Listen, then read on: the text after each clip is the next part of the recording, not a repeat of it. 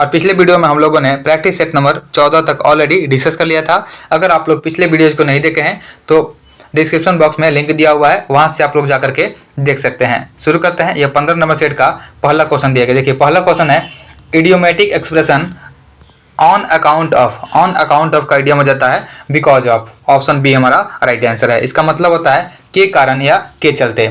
Example के तौर पर हम लोग देखेंगे on account of his poor health he could not turn up for the party. Next है complete the conditional sentence given below. If I had seen drama I would have told हो जाएगा। Option B हमारा right answer हो गया। देखिए दिया गया वाक्य में कंडीशनल वाक्य है, यह जो है अनफुलफिल्ड डिजायर यानी अपूरित इच्छा है, इसको दर्शाता है। और इस कंडीशनल सेंटेंस को दो प्रकार से लिख सकते हैं। इसको लिख सकते हैं if plus subject plus had plus भीतरी, इसमें सब्जेक्ट प्लस वुड है प्लस भीतरी का प्रयोग करेंगे। या इसको और भी लिख सकते हैं हैड प्लस सब्जेक्ट प्लस भीतरी और सब्जेक्ट प्लस वुड है प्लस भीतरी का प्रयोग कर देंगे। नेक्स्ट है अगला क्वेश्चन है क्वेश्चन नंबर 3। तीसरा क्वेश्चन है उसे यह काम करना पड़ा। तो उसे यह काम करना पड़ा, इसको जब ट्रांसलेट इनटू इंग्लिश, इसे इंग्लिश में ट्रांसलेट करेंगे तो हो जाएगा he had to be do this work. Option C हमारा राइट आंसर हो जाएगा। नेक्स्ट है अगला है अग्नि का विशेषण शब्द है। तो अग्नि का विशेषण शब्द अग्नेय हो जाएगा। ऑप्शन 1 हमारा राइट आंसर है। नेक्स्ट है अगला है क्वेश्चन नंबर 5 है बादल का तत्सम शब्द है। तो बादल का तत्सम शब्द यह हो जाएगा वारिद। ऑप्शन सी हमारा राइट आंसर है। देखिए बादल के परिभाषित शब्द अभ्र, मेघ, घन, जलद, जलचर, बलाधर ये सभी होते हैं। नेक्स्ट है आसमान टूट पड़ना का अर्थ है। तो आसमान टूट पड़ना मुहावरे का जो अर्थ होता है यह होता है मुसीबत आना। ऑप्शन बी हमारा राइट आंसर है। नेक्स्ट है सऊदी अरब को निम्नलिखित में से किस वर्ष के लिए फीफा फुटबॉल विश्व कप को आयोजन मिला है। तो सऊदी अरब जो है इसको 2034 के लिए फीफा फुटबॉल विश्व कप का आयोजन सऊदी अरब में होने वाला है। तो ऑप्शन सी हो जाएगा हमारा 2034। देखिए 2026 में जो फीफा होगा 24वां फीफा होगा फुटबॉल विश्व कप, उसका आयोजन जो किया जाएगा यह अमेरिका, मैक्सिको और कनाडा में किया जाएगा। वही 2030 में जो 25वां फीफा है इसका आयोजन स्पेन, पुर्तगाल, मोरक्को, अर्जेंटीना, पैराग्वे और उरुग्वे में किया जाएगा। 2027 में फीफा महिला विश्व कप का आयोजन ब्राजील में होगा। वही बात करते हैं कि फीफा फुटबॉल विश्व कप 2034 का जो आयोजन होगा यह सऊदी अरब में किया जाएगा। नेक्स्ट है अगला क्वेश्चन है क्वेश्चन नंबर 8 नंबर क्वेश्चन है कि 33वें ग्रीष्मकालीन ओलंपिक खेल के संदर्भ में कौन सा कथन असत्य है यानी गलत दिया गया है। टेनिस का स्वर्ण पदक कार्लोस अल्काराज ने जीता है। देखिए यहाँ पे पहला ही गलत दिया गया है। ऑप्शन 1 हमारा राइट आंसर है, बाकी सही है। झेंग हाओदाओ सबसे कम उम्र की ओलंपियन है, यह सही हो जाएगा। जुआन एंटोनियो सबसे उम्रदराज ओलंपियन है, यह भी सही है। और पेरिस 33 यहाँ पे 33 हो जाएगा। पेरिस 33वीं ग्रीष्मकालीन ओलंपिक का मेजबानी करने वाला दूसरा यहाँ पे 33 नहीं, ये 3 ही है। पेरिस जो है 3 ग्रीष्मकालीन ओलंपिक का मेजबानी करने वाला दूसरा शहर हो गया है, तो यह भी सही दिया गया है। नेक्स्ट है अगला है क्वेश्चन नंबर 9। संयुक्त राष्ट्र महासभा के द्वारा किस वर्ष को क्वांटम विज्ञान और प्रौद्योगिकी का अंतर्राष्ट्रीय वर्ष घोषित किया गया है। तो क्वांटम विज्ञान और प्रौद्योगिकी का अंतर्राष्ट्रीय वर्ष घोषित किया गया 2025 को। ऑप्शन 1 हमारा राइट आंसर हो जाएगा। नेक्स्ट है अगला क्वेश्चन देखते हैं। अगला है क्वेश्चन नंबर 10 नंबर क्वेश्चन है कि हाल ही में किस देश की अंतरिक्ष एजेंसी के द्वारा 100 प्लैनेट के अध्ययन के लिए पेंडोरा मिशन लॉन्च करने की घोषणा की गई है। तो पेंडोरा मिशन लॉन्च करने का जो घोषणा किया गया है यह किया गया है अमेरिका के द्वारा। ऑप्शन 1 हमारा राइट आंसर है। और यह मिशन जो है जेम्स वेब स्पेस टेलीस्कोप के प्राप्त आंकड़ों को परिष्कृत करके बाह्य ग्रहों के वायुमंडल का विश्लेषण करेगा। नेक्स्ट है अगला है क्वेश्चन नंबर 11 है कि विश्व का पहला क्वांटम आधारित प्लेटफॉर्म का नया नाम क्या है। तो विश्व का पहला क्वांटम आधारित प्लेटफॉर्म का नाम क्यू शील्ड हो जाएगा। तो option Q shield, option A हमारा राइट आंसर है। देखिए भारत और 62 अन्य देशों ने शिपिंग उद्योग पर लगाए गए विश्व के पहले वैश्विक कार्बन कर के पक्ष में मतदान किया है, इसको भी आप लोग याद रखेंगे। नेक्स्ट है अगला है क्वेश्चन नंबर 12 नंबर क्वेश्चन है state of India's environment 2025 in figures report में भारत के किस राज्य ने प्रथम स्थान प्राप्त किया है। तो यह हो जाएगा आंध्र प्रदेश। ऑप्शन डी हमारा राइट आंसर है। और यह रिपोर्ट जो है डाउन टू अर्थ मैगजीन तथा centre for science and environment के द्वारा जारी किया गया है। नेक्स्ट है अगला है क्वेश्चन नंबर 13 है कि निम्नलिखित में से कौन सा एक ऐप भारत के पीडीएस को डिजिटल बनाने के लिए लॉन्च नहीं किया गया है। तो हो जाएगा अन्न वितरण। ऑप्शन डी हमारा राइट आंसर है। देखिए डिपो दर्पण, अन्न मित्र और अन्न सहायता ऐप जो है भारत के पीडीएस को डिजिटल बनाने के लिए लॉन्च किया गया है। तो इसमें अन्न वितरण को नहीं किया गया। ऑप्शन डी हमारा राइट आंसर हो जाएगा। नेक्स्ट है, अगला क्वेश्चन है, क्वेश्चन नंबर 14 है, निम्नलिखित में से कौन पाकिस्तान में पंजाब प्रांत की पहली महिला मुख्यमंत्री नियुक्त हुई हैं? तो पाकिस्तान में पंजाब प्रांत की पहली महिला मुख्यमंत्री मरियम नवाज शरीफ नियुक्त हुई हैं। ऑप्शन सी हमारा राइट आंसर हो जाएगा। नेक्स्ट है, अगला क्वेश्चन है कि 23वें विधि आयोग का अध्यक्ष किसे नियुक्त किया गया है? तो 23वें विधि आयोग का अध्यक्ष जो है यह नियुक्त किया गया है दिनेश माहेश्वरी को। ऑप्शन सी हमारा राइट आंसर है। 23वें विधि आयोग जो है पिछले साल 2 सितंबर को अधिसूचित किया गया था और इसका कार्यकाल 3 साल का है, जो अगस्त 2027 तक रहेगा। और साथ ही याद रखेंगे कि 23वें विधि आयोग में हितेश जैन और प्रोफेसर DP वर्मा को पूर्णकालिक सदस्य भी नियुक्त किया गया है। नेक्स्ट है, अगला है क्वेश्चन नंबर 16 नंबर क्वेश्चन है कि हाल ही में प्रकाशित हुए life on Mars collected stories नामक पुस्तक के लेखक कौन है? तो life on Mars collected stories नामक पुस्तक के जो लेखक हो जाएंगे यह हो जाएंगे नमिता गोखले। ऑप्शन सी हमारा राइट आंसर है। नेक्स्ट है, अगला है क्वेश्चन नंबर 17 नंबर क्वेश्चन है कि हाल ही में प्रधानमंत्री नरेंद्र मोदी को किस देश के द्वारा वहां के सर्वोच्च नागरिक सम्मान Grand Collar of the National Order of the Southern Cross से सम्मानित किया गया है? तो साउदर्न क्रॉस जो है यह दिया जाता है ब्राजील के द्वारा। ऑप्शन डी हमारा राइट आंसर हो जाएगा, ब्राजील।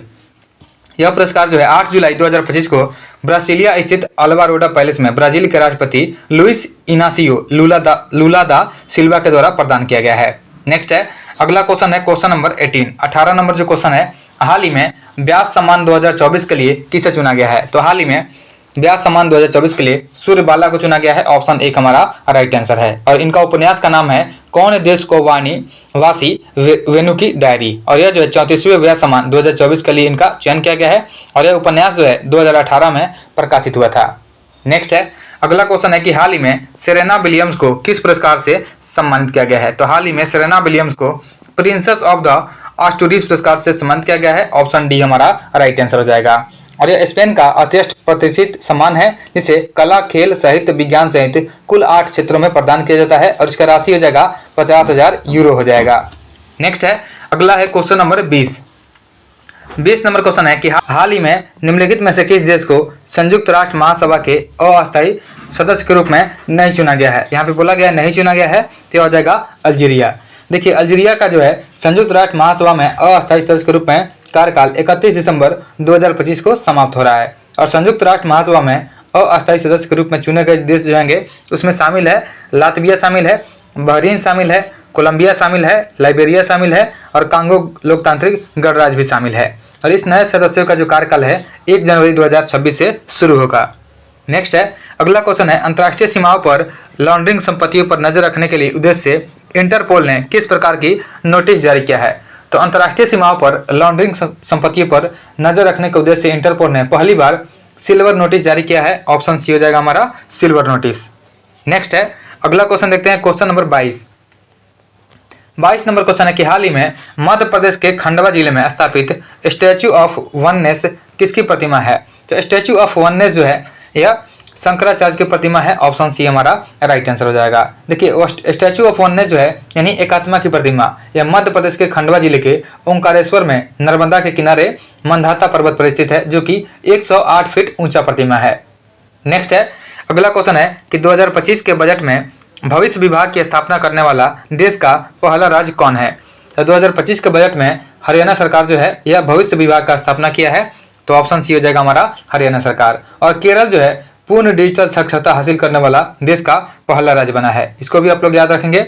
और साथ ही याद रखेंगे कि भारत की पहली अनुवादक सुविधा से लैस उत्तर प्रदेश का विधानसभा हो जाएगा। और भारत के पहले संविधान संग्रहालय का उद्घाटन OP Jindal global university Sonipat Haryana में किया गया है। नेक्स्ट है, अगला है क्वेश्चन नंबर 24। अगला क्वेश्चन है कि निम्नलिखित में से किस शहर में पृथ्वी बचाओ सम्मेलन 2025 का आयोजन किया गया है? तो पृथ्वी बचाओ सम्मेलन 2025 का जो आयोजन किया गया है यह नई दिल्ली में हुआ है। ऑप्शन डी हमारा राइट आंसर है। नेक्स्ट है, हाल ही में ऑपरेशन सर्द हवा किस सुरक्षा एजेंसी के द्वारा शुरू किया गया था? तो ऑपरेशन सर्द हवा जो है जनवरी 2025 में गणतंत्र दिवस के अवसर पर सीमा सुरक्षा बल यानी BSF के द्वारा शुरू किया गया है और यह एक विशेष सुरक्षा अभियान है। तो ऑप्शन बी हमारा हो जाएगा सीमा सुरक्षा बल। ऑप्शन बी राइट आंसर है। नेक्स्ट है, अगला है क्वेश्चन नंबर 26 है कि हाल ही में बिहार के मुख्यमंत्री नीतीश कुमार ने प्रगति यात्रा के दौरान किस जिले में 1378 करोड़ रुपए की विकासात्मक योजनाओं का उद्घाटन किया है? तो यह उद्घाटन जो किया गया है यह किया गया है रोहतास जिले में। ऑप्शन बी हमारा राइट आंसर हो जाएगा। और परियोजनाओं का संख्या इसमें टोटल परियोजना 1220 परियोजना हो जाएगा और इसका उद्घाटन और शिलान्यास दोनों जो है इसमें शामिल है। नेक्स्ट है, अगला है क्वेश्चन नंबर 27 कि हाल ही में मिसेज बिहार 2025 का खिताब किसने जीता है? तो हाल ही में मिसेज बिहार 2025 का खिताब ऐश्वर्या राज ने जीता है। ऑप्शन एक हो जाएगा हमारा ऐश्वर्या राज। और मिसेज बिहार 2025 प्रतियोगिता जो है इसका ग्रैंड फिनाले पटना के होटल पाटलिपुत्र एंजाटिका में हुआ है। इसमें कुल 74 प्रतिभागियों ने भाग लिया है। ऐश्वर्या राज जो है इनको मिस बेस्ट कैट वॉक का भी विशेष पुरस्कार दिया गया है। नेक्स्ट है, अगला है क्वेश्चन नंबर 28 है कि बिहार बजट 2025-26 में निम्नलिखित में से किस स्थान पर कैंसर अस्पताल खोलने की बात कही गई है? तो कैंसर अस्पताल खोलने के बाद जो है यह बेगूसराय में बोला गया है। ऑप्शन डी हो जाएगा हमारा बेगूसराय। नेक्स्ट है, अगला है क्वेश्चन नंबर 29 है कि संघीय मंत्रिपरिषद सामूहिक रूप से किसके प्रति उत्तरदायी होती है? तो संघीय मंत्रिपरिषद जो होती है यह सामूहिक रूप से लोकसभा के प्रति उत्तरदायी होती है। ऑप्शन बी हो जाएगा हमारा लोकसभा राइट आंसर है। देखिए भारतीय संविधान के अनुसार जो है अनुच्छेद 75, देखिए अनुच्छेद 75 का क्लॉज जो 3 है, तो क्लॉज 3 में स्पष्ट कहा गया है कि मंत्रिपरिषद लोकसभा के प्रति सामूहिक रूप से उत्तरदायी होती है, जिसका अर्थ होता है कि सभी मंत्रियों को उनके सभी कार्यों के लिए लोकसभा के प्रति संयुक्त जिम्मेदारी होगी और वे एक दल की तरह काम करेंगे और समान रूप से उत्तरदायी होंगे। नेक्स्ट है, अगला है क्वेश्चन नंबर 30। देखिए अगला क्वेश्चन है कि वे विषय जिन पर केंद्र व राज्य दोनों कानून बना सकती है उल्लिखित है। तो इसे हम लोग समवर्ती सूची बोलते हैं। ऑप्शन सी हमारा राइट आंसर हो जाएगा। समवर्ती सूची जो होती है इसके अंतर्गत दिए गए विषय पर केंद्र और राज्य दोनों सरकारें कानून बना सकती है और संविधान के लागू होने के समय समवर्ती सूची का जो विषय था टोटल 47 विषय था। वहीं वर्तमान की बात करते हैं तो वर्तमान में यह बढ़ करके 52 हो गया है। नेक्स्ट है, अगला है क्वेश्चन नंबर 31। अगला क्वेश्चन देखते हैं क्वेश्चन नंबर 31। 31 नंबर क्वेश्चन है कि भारत में स्वतंत्रता के बाद अब तक कितनी बार राष्ट्रीय आपातकाल लगाया गया है? तो भारत में स्वतंत्रता के बाद जो है अब तक 3 बार राष्ट्रीय आपात लगाया गया है। ऑप्शन सी हो जाएगा हमारा 3 बार हो जाएगा। देखिए भारतीय संविधान के अनुसार आर्टिकल 352 जो है इसके अधीन पहली बार जो राष्ट्रीय आपातकाल लगा था यह लगा था 1962 में। तो पहला बार जो लगा था यह 1962 में लगाया गया था। दूसरा बार लगाया गया था 1971 में। 71 में पाकिस्तान के साथ जब युद्ध हुआ था तब लगा था और पहला बार चीन के साथ युद्ध हुआ था तभी लगा था। उसके बाद तीसरे बार जो है अशांति के आधार पर 1975 में आपातकाल का घोषणा किया गया था। नेक्स्ट है, अगला है क्वेश्चन नंबर 32 है कि सांसदों की अयोग्यता संबंधित विवाद कौन निर्णायक लेता है? निर्णय कौन लेता है? तो संसदों की अयोग्यता संबंधी विवाद पर निर्णय जो है यह निर्वाचन आयोग के परामर्श से राष्ट्रपति लेता है। ऑप्शन हो जाएगा, ऑप्शन डी हो जाएगा हमारा निर्वाचन आयोग के परामर्श से राष्ट्रपति। नेक्स्ट है, अगला क्वेश्चन देखते हैं क्वेश्चन नंबर 33। तारकुंडे समिति का संबंध है। तो तारकुंडे समिति जो है यह चुनाव सुधार से संबंधित है। ऑप्शन ए हमारा राइट आंसर है। और तारकुंडे समिति जो है इसका गठन किया गया था 1974 में। देखिए यहाँ पे दिया गया है तारकुंडे। तो तारकुंडे जो है एक तारकुंडे समिति ऐसी को हम लोग जेपी समिति भी बोलते हैं, जिसका 1974 में गठन किया गया था और यह चुनाव सुधारों से संबंधित रही थी। नेक्स्ट है, अगला क्वेश्चन है कि निम्नलिखित में से कौन सा एक दल राष्ट्रीय राजनीतिक दल नहीं है? तो राष्ट्रीय राजनीतिक दल नहीं है पूछा गया है। इसमें हो जाएगा तेलुगु देशम। देखिए तेलुगु देशम जो है यह राष्ट्रीय राजनीतिक दल में नहीं आता है, यह क्षेत्रीय दल है। राष्ट्रीय राजनीतिक दल में इसमें शामिल होता है भाजपा है, उसके बाद कांग्रेस है, सीपीआई है, बीएसपी है, नेशनल पीपुल्स कांग्रेस है और एक आप है। अप्रैल 2023 में आपको शामिल किया गया है। नेक्स्ट है, अगला है क्वेश्चन नंबर 35। निम्नलिखित में से कौन सी जोड़ी सुमेलित है? यहाँ पे सुमेलित है। पहला है भारत का सर्वोच्च न्यायालय। देखिए भारत का सर्वोच्च न्यायालय यह गलत दिया गया है, 318 नहीं होता है, यह होता है 124 में। तो सर्वोच्च न्यायालय 124 में दिया गया है। उसके बाद है भारत का निर्वाचन आयोग। तो भारत का निर्वाचन आयोग जो है आर्टिकल 324 में दिया गया, जो कि सही है। तो ऑप्शन बी हो जाएगा हमारा, ऑप्शन बी राइट आंसर है। संघीय लोक सेवा आयोग। देखिए संघीय लोक सेवा आयोग जो है इसका गठन का जो प्रावधान है ये आर्टिकल 315 में दिया गया है। उसके बाद है महाधिवक्ता। तो महाधिवक्ता जो है इसका वर्णन किया गया आर्टिकल 165 में किया गया है। नेक्स्ट है, नागरिकता से संबंधित नियम कौन बनाता है? तो नागरिकता से संबंधित नियम जो है ये संसद के द्वारा बनाया जाता है। ऑप्शन सी हमारा राइट आंसर है। देखिए अनुच्छेद 11 जो होता है इसी में वर्णन किया गया है कि नागरिकता के अर्जन और समाप्ति के तथा नागरिकता से संबंधित अन्य सभी विषयों पर के संबंध में जो है संसद कानून बना सकती है। नेक्स्ट है, अगला है क्वेश्चन नंबर 36।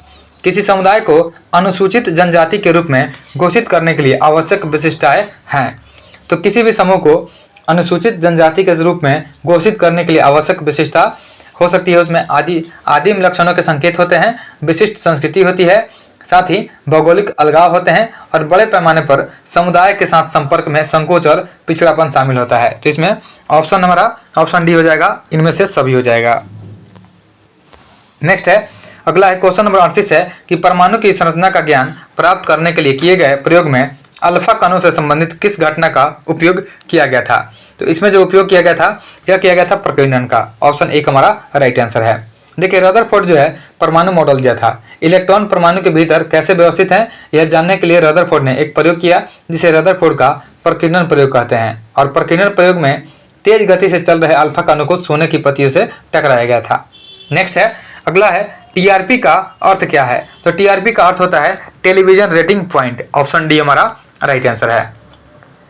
नेक्स्ट है, अगला क्वेश्चन है क्वेश्चन नंबर 40 नंबर क्वेश्चन है कि एलपीजी को छोटे सिलेंडरों में उच्च दाब के अंतर्गत संग्रहित किया जाता है क्योंकि। तो एलपीजी जो होते हैं इनको छोटे सिलेंडरों में उच्च दाब के अंतर्गत संग्रहित करते हैं क्योंकि गैस जो है द्रव के रूप में बदल जाती है, जिससे भंडारण के लिए कम जगह की आवश्यकता होती है। तो ऑप्शन हमारा बी जो हो जाएगा राइट आंसर हो जाएगा।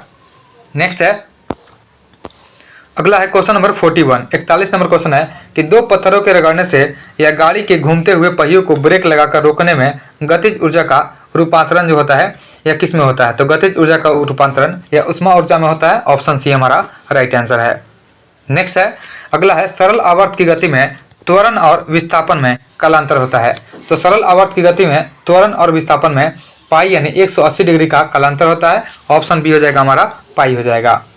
नेक्स्ट है, अगला क्वेश्चन है क्वेश्चन नंबर 43 नंबर क्वेश्चन है कि केल्विन स्केल पर मापा गया ताप यदि T हो तो सेल्सियस स्केल पर इसका मान कितना होगा। तो केल्विन स्केल पर मापा गया ताप जो है अगर T होगा तो सेल्सियस स्केल पर इसका अगर माप हम लोग नापेंगे तो यह हो जाएगा T माइनस 273.15 डिग्री घटा देंगे। ऑप्शन एक हमारा राइट आंसर हो जाएगा। नेक्स्ट है, अगला है क्वेश्चन नंबर 44 शहरों का मुख्य प्रदूषक किसे कहा जाता है जो मोटर वाहनों के धुएं के रूप में उत्पन्न होता है। तो शहरों का मुख्य प्रदूषक जो होता है कार्बन मोनोऑक्साइड होता है, जो वाहनों के धुएं के रूप में उत्पन्न होता है। ऑप्शन सी हो जाएगा हमारा कार्बन मोनोऑक्साइड यानी CO हो जाएगा।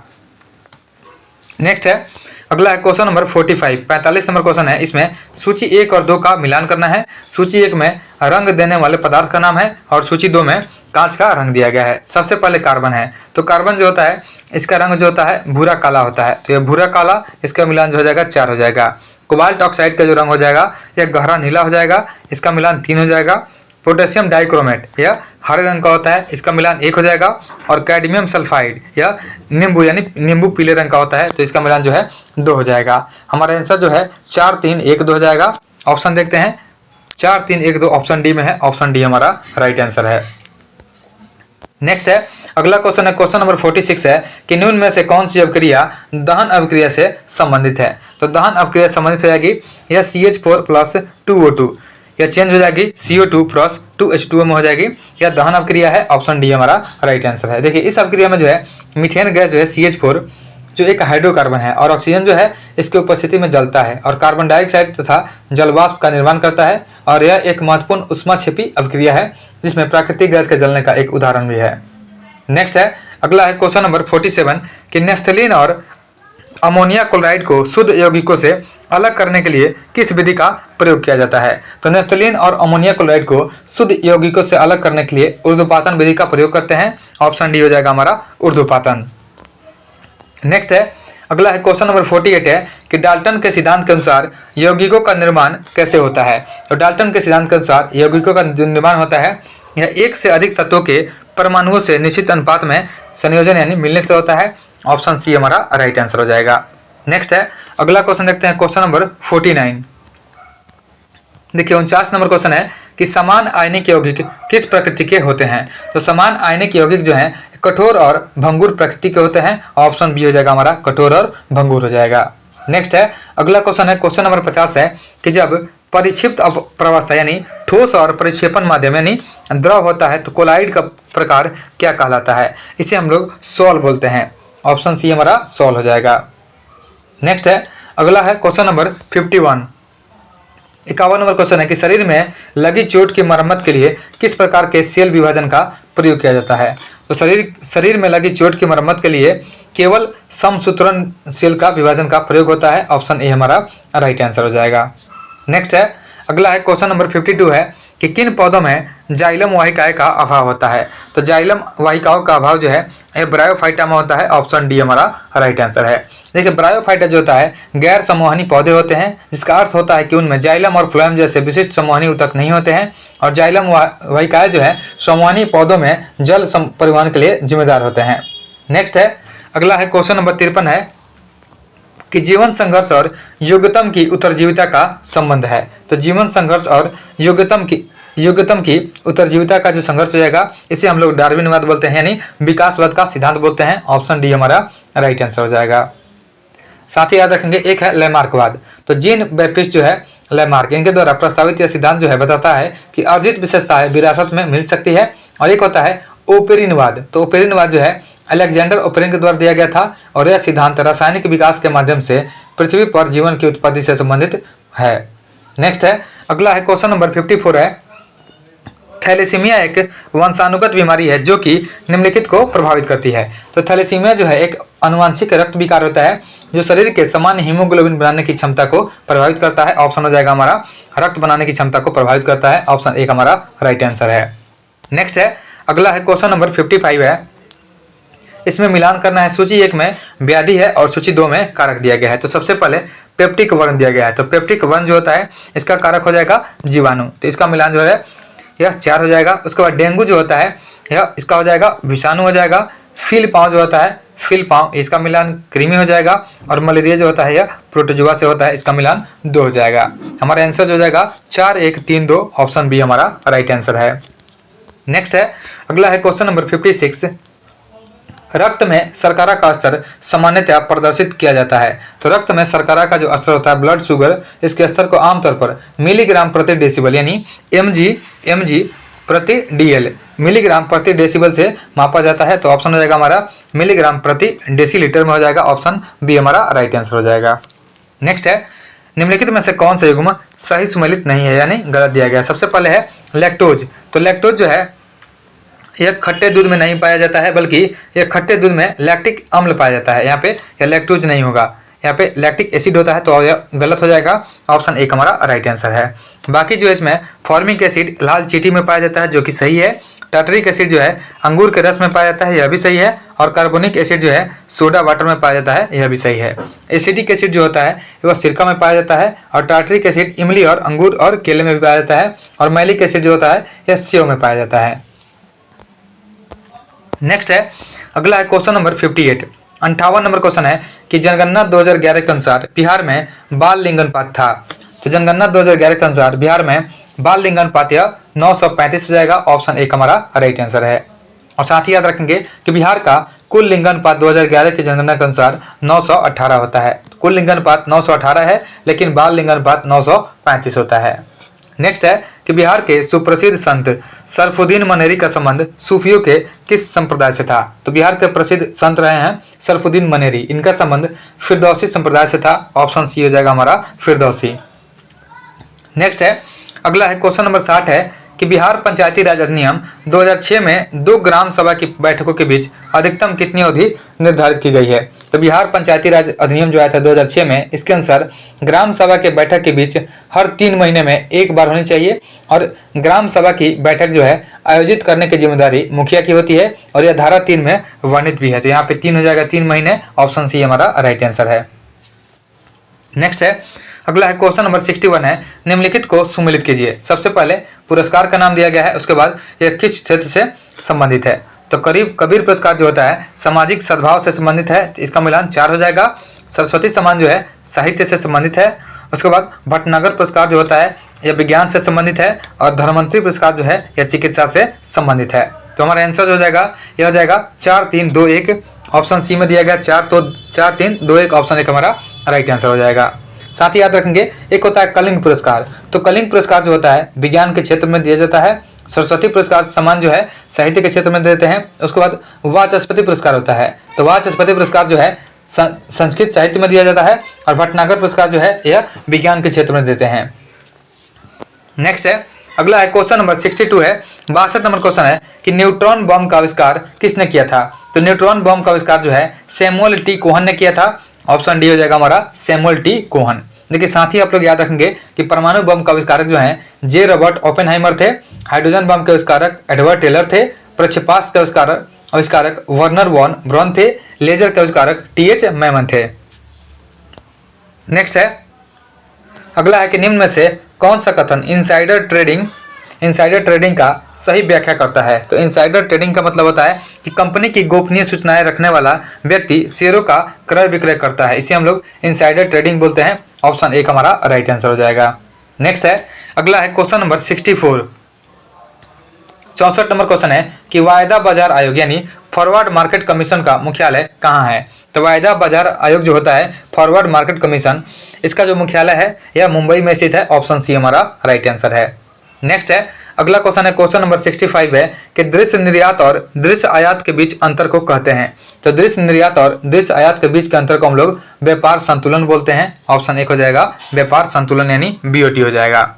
नेक्स्ट है, अगला क्वेश्चन है क्वेश्चन नंबर 66, 66 नंबर क्वेश्चन है कि मुक्त व्यापार का अभिप्राय है। तो मुक्त व्यापार का मतलब होता है एक देश से दूसरे देश को माल का मुक्त संचालन करना। ऑप्शन बी हो जाएगा हमारा एक देश से दूसरे देश को माल का मुक्त संचालन। नेक्स्ट है, अगला है क्वेश्चन नंबर 67। देखिए 67 नंबर क्वेश्चन है कि भारत में मुद्रास्फीति को निम्न में से किस सूचकांक के आधार पर मापा जाता है? तो भारत में मुद्रास्फीति को उपभोक्ता मूल्य सूचकांक के आधार पर मापते हैं। ऑप्शन बी हो जाएगा हमारा उपभोक्ता मूल्य सूचकांक हो जाएगा। नेक्स्ट है,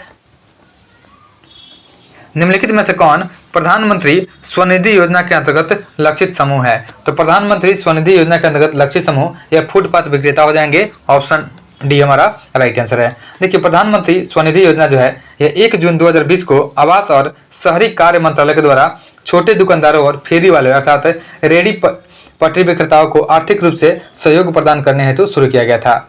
नेक्स्ट है, अगला है क्वेश्चन नंबर 69, 69 नंबर क्वेश्चन है एक बंद अर्थव्यवस्था एक प्रकार की अर्थव्यवस्था है जिसमें, देखिए एक बंद अर्थव्यवस्था जो होती है एक प्रकार की अर्थव्यवस्था होती है जिसमें न तो निर्यात होता है और न ही आयात होता है। तो ऑप्शन डी हो जाएगा हमारा न तो निर्यात होता है और न ही आयात होता है, और इसका एग्जाम्पल जो हो जाएगा यह उत्तरी कोरिया हो जाएगा।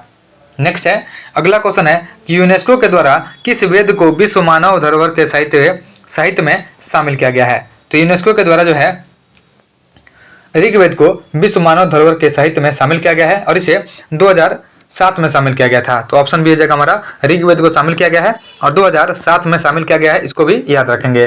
देखिए यह एक ऐसा वेद है जो ऋचाओं से संबंधित है और ऋग्वेद में 10 मंडल, 1028 सूक्त और 10,540 ऋचाएं हैं। नेक्स्ट है, अगला क्वेश्चन देखते हैं क्वेश्चन नंबर 71, 71 नंबर क्वेश्चन है कि मलेच्छो यानी अरबों का नाशक किस शासक को बताया गया है? तो मलेच्छो यानी अरबों का नाशक नागभट्ट प्रथम को बताया गया है। ऑप्शन बी हो जाएगा हमारा नागभट्ट प्रथम हो जाएंगे। नेक्स्ट है, अगला क्वेश्चन है क्वेश्चन नंबर 72 है कि फिरोज शाह तुगलक से संबंधित कथनों पर विचार करें। बताना है इनमें से कौन सा कथन जो है गलत दिया गया है। तो सबसे पहले इसमें फिरोज शाह तुगलक ने अनुवाद विभाग का स्थापना किया था, यह सही है क्योंकि फिरोज शाह तुगलक ने ही अनुवाद विभाग का स्थापना किया था। दूसरा है किसानों पर लगे तकावी ऋणों को माफ किया था, यह भी सही है। तो दोनों स्टेटमेंट सही है, इसमें से कोई भी गलत नहीं है। ऑप्शन डी हो जाएगा हमारा इनमें से कोई नहीं। नेक्स्ट है, अगला है क्वेश्चन नंबर 73, 16 अगस्त 1765 को इलाहाबाद की दूसरी संधि होती है किस किस के बीच में हुई थी? तो 16 अगस्त 1765 को इलाहाबाद का जो दूसरा संधि हुआ था यह क्लाइव और अवध के नवाब शुजाउद्दौला के बीच में हुआ था। ऑप्शन एक हमारा राइट आंसर है। नेक्स्ट है, अगला है क्वेश्चन नंबर 74 है कि 1776 में इजारेदारी प्रथा के असफल होने के बाद वारेन हेस्टिंग्स ने इसे पंचवर्षीय ठेकेदारी योजना कितने वर्षीय कर दिया था? तो वारेन हेस्टिंग्स जो है इसे 1 वर्षों के लिए किया था। ऑप्शन डी हमारा राइट आंसर हो जाएगा। और इसमें जमींदारों को प्राथमिकता दिया गया था और 1772 में पंचवर्षीय इजारेदारी को चालू किया गया था। नेक्स्ट है, भारत स्त्री महामंडल से संबंधित कथनों पर विचार करें। बताना है इनमें से कौन सा कथन जो है गलत दिया गया है। सबसे पहले इसमें इसका स्थापना 1910 में इलाहाबाद यानी वर्तमान प्रयागराज में सरला देवी चौधरानी के द्वारा किया गया था, जो कि सही है क्योंकि भारत स्त्री महामंडल जो है इसका स्थापना 1910 में ही इलाहाबाद में सरला देवी चौधरी ने किया था, यह सही दिया गया है। दूसरा है, यह भारतीय महिलाओं के साझा हितों को बढ़ावा देते हुए महिला शिक्षा, बाल विवाह निषेध, परिवार में महिलाओं की स्थिति में सुधार इत्यादि के संदर्भ में कार्यरत था, यह भी सही दिया गया है। इसमें से कोई भी गलत नहीं है, इनमें से कोई नहीं हमारा आंसर हो जाएगा। नेक्स्ट है, अगला है क्वेश्चन नंबर 76। अगस्त प्रस्ताव में कौन से प्रावधान शामिल नहीं है? पहला है कि युद्ध के बाद एक प्रतिनिधिमूलक संविधान निर्मात्री संस्था का गठन किया जाएगा, जो कि अगस्त प्रस्ताव में शामिल है। एक युद्ध सलाहकार परिषद का स्थापना किया जाएगा, यह भी अगस्त प्रस्ताव में शामिल है। और वायसराय पर कार्यकारिणी परिषद का विस्तार किया जाएगा, यह भी जो है अगस्त प्रस्ताव में शामिल है। तो इनमें से कोई नहीं हमारा आंसर हो जाएगा, क्योंकि पूछा गया है कौन शामिल नहीं है।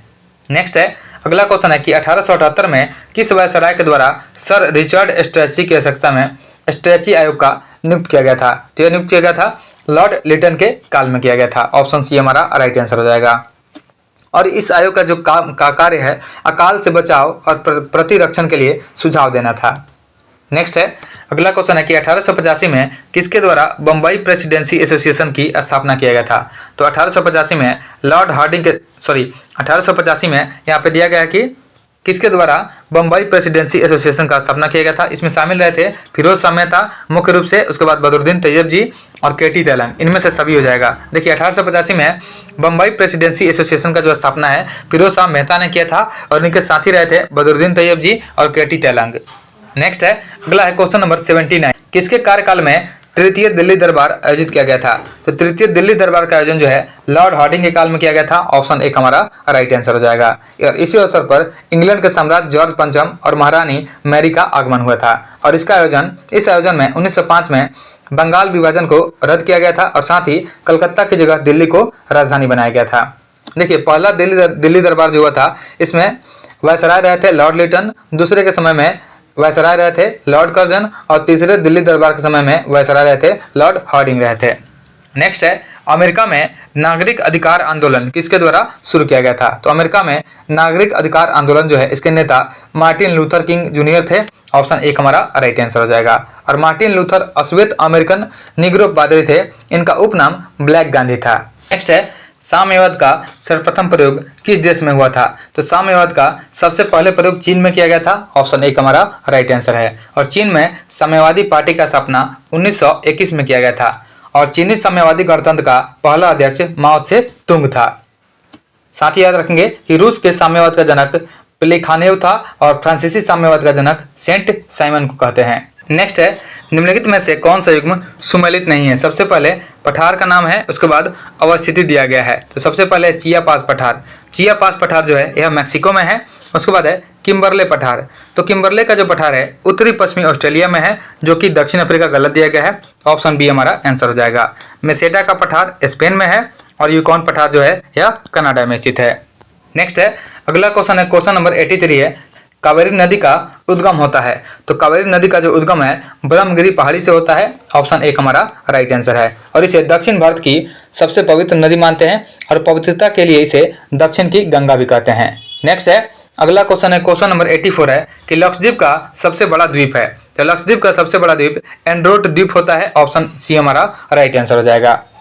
नेक्स्ट है, अगला है क्वेश्चन नंबर 85 है, सलाल परियोजना किस नदी पर निर्मित है? तो सलाल परियोजना जो है यह चेनाब नदी पर निर्मित है। ऑप्शन सी हमारा राइट आंसर हो जाएगा। देखिए चेनाब जो है सिंधु नदी की सबसे बड़ी सहायक नदी है और भारत में इसका लंबाई 1180 किलोमीटर है और हिमाचल प्रदेश में इसे चंद्रभागा के नाम से जानते हैं। नेक्स्ट है, अगला है क्वेश्चन नंबर 86, 86 नंबर क्वेश्चन है कि भारत में प्रथम आधुनिक सूती कपड़ा मिल कहाँ लगाई गई थी? तो भारत में पहला आधुनिक सूती कपड़ा मिल जो है यह लगाया गया था फोर्ट ग्लोस्टर में। ऑप्शन सी हमारा राइट आंसर हो जाएगा। देखिए 1818 में कोलकाता के पास फोर्ट ग्लोस्टर में इसे लगाया गया था और 1854 में एक सफल प्रयास के रूप में कावस जी डाबर के द्वारा मुंबई में एक आधुनिक सूती वस्त्र उद्योग का नींव रखा गया था। नेक्स्ट है, अगला क्वेश्चन देखते हैं क्वेश्चन नंबर 87 नंबर क्वेश्चन है कि निम्नलिखित में से कौन सा युग्म सुमेलित नहीं है? इसमें से गलत को चूज करना है। सबसे पहले शहर का नाम है, फिर उसके बाद नदी का नाम दिया गया है, किस नदी के किनारे उसकी अवस्थिति है। तो पहला दिया गया है गुवाहाटी। गुवाहाटी जो है ब्रह्मपुत्र नदी के किनारे स्थित है, जो सही है। मदुरई जो है वैगई नदी के किनारे है। सांगली जो है यह कृष्णा नदी के किनारे है। और विदिशा, देखिए विदिशा जो है यहाँ दिया गया है नर्मदा, विदिशा जो है यह बेतवा नदी के किनारे है, न कि नर्मदा। तो यह गलत है, ऑप्शन डी हमारा राइट आंसर हो जाएगा। नेक्स्ट है, अगला क्वेश्चन है क्वेश्चन नंबर 88, 88 नंबर क्वेश्चन है कि निम्नलिखित में से कौन सा उष्णकटिबंधीय आर्द्र पर्णपाती वन का उदाहरण है। तो उष्णकटिबंधीय आर्द्र पर्णपाती वन का जो उदाहरण हो जाएगा यह हो जाएगा चंदन हो जाएगा, ऑप्शन डी हमारा राइट आंसर हो जाएगा। नेक्स्ट है, अगला क्वेश्चन है क्वेश्चन नंबर 89, ट्रांस हिमालय के हिमनदों को पश्चिम से पूरब में व्यवस्थित करना है। तो पश्चिम से पूरब में जब व्यवस्थित करेंगे तो हो जाएगा बातुरा, हिस्पर, बियाफो, बाल्तोरो और सियाचिन, ऑप्शन बी हमारा राइट आंसर है। सियाचिन ग्लेशियर जो है भारत का सबसे बड़ा और दुनिया का दूसरा सबसे लंबा यानी 76 किलोमीटर का ग्लेशियर है। नेक्स्ट है, अगला है क्वेश्चन नंबर 90 है कि 2011 के जनगणना के अनुसार निम्नलिखित में से किस राज्य की दशकीय जनसंख्या वृद्धि दर सबसे अधिक रही है। तो यह हो जाएगा अरुणाचल प्रदेश, क्योंकि अरुणाचल प्रदेश का दशकीय जो जनसंख्या वृद्धि है सबसे अधिक रहा है। और इससे अधिक एक हो जाएगा मेघालय, टॉप पे जो है सबसे ज़्यादा वृद्धि रहा है मेघालय का, उसके बाद हो जाएगा अरुणाचल प्रदेश का, फिर बिहार का, फिर जम्मू कश्मीर का और फिर मिजोरम का हो जाएगा। नेक्स्ट है, अगला है क्वेश्चन नंबर 91, 91 नंबर क्वेश्चन है कि निम्नलिखित में से कौन से भूगोलवेत्ता निश्चयवाद के समर्थक रहे हैं। तो निश्चयवाद के समर्थक हो जाएंगे फ्रेडरिक रेटजेल, ऑप्शन सी हमारा राइट आंसर हो जाएगा। और इस विचारधारा के अनुसार मनुष्य के सभी कर्म प्रकृति द्वारा निर्धारित होते हैं, इसे नियतिवाद का सिद्धांत भी कहते हैं।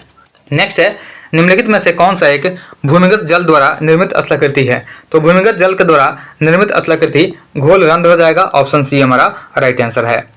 देखिए आकार की विशेषता के आधार पर जो है कई नामों से जानते हैं हम लोग घोल रंध्र को, जैसे एक होता है डोलाइन, एक होता है युवाला और एक होता है पोलजे। नेक्स्ट है, अगला है क्वेश्चन नंबर 93, 93 नंबर क्वेश्चन है कि अग्लुवास धारा चलती है। तो अग्लुवास धारा जो है यह हिंद महासागर में चलती है, ऑप्शन ए हमारा राइट आंसर है। और अग्लुवास धारा जो है यह गर्म, शक्तिशाली और संकरी महासागरीय धारा है जो दक्षिण पश्चिम हिंद महासागर से में अफ्रीका के पूर्वी तट के साथ बहती है। नेक्स्ट है, अगला क्वेश्चन है क्वेश्चन नंबर 94 है, एक समबाहु त्रिभुज का शीर्षलंब 15 सेंटीमीटर है, उस त्रिभुज का क्षेत्रफल क्या होगा। देखिए समबाहु त्रिभुज का जो ऊंचाई होता है h होता है या √3/2a होता है। तो समबाहु त्रिभुज का क्षेत्रफल निकालेंगे तो यह होता है √3/4a², √3/4a²। इसे आप लोग सोल्व कर सकते हैं। इसका जो आंसर हो जाएगा ऑप्शन बी हो जाएगा 75√3 हो जाएगा। नेक्स्ट है, अगला क्वेश्चन देखते हैं क्वेश्चन नंबर 95, 95 जो है इसमें भी मैथ दिया गया है। इसका जो आंसर हो जाएगा ऑप्शन बी हो जाएगा 37,500 मीटर स्क्वायर। नेक्स्ट है, अगला क्वेश्चन है क्वेश्चन नंबर 96, 96 नंबर क्वेश्चन है। 96 नंबर जो क्वेश्चन का आंसर हो जाएगा 112, ऑप्शन डी हो जाएगा। नेक्स्ट है, अगला है क्वेश्चन नंबर 97, 97 का जो आंसर हो जाएगा यह ऑप्शन डी हो जाएगा, 3 हो जाएगा। अगला क्वेश्चन देखते हैं क्वेश्चन नंबर 98, 98 का जो आंसर है 98 का आंसर ऑप्शन बी हो जाएगा, 6 हो जाएगा। 99 का जो आंसर हो जाएगा 99 का आंसर ऑप्शन डी हो जाएगा, 5 किलोमीटर उत्तर पूरा हो जाएगा। उसके बाद लास्ट क्वेश्चन है क्वेश्चन नंबर 100 जो है इसका जो आंसर हो जाएगा यह ऑप्शन ए हो जाएगा 25%।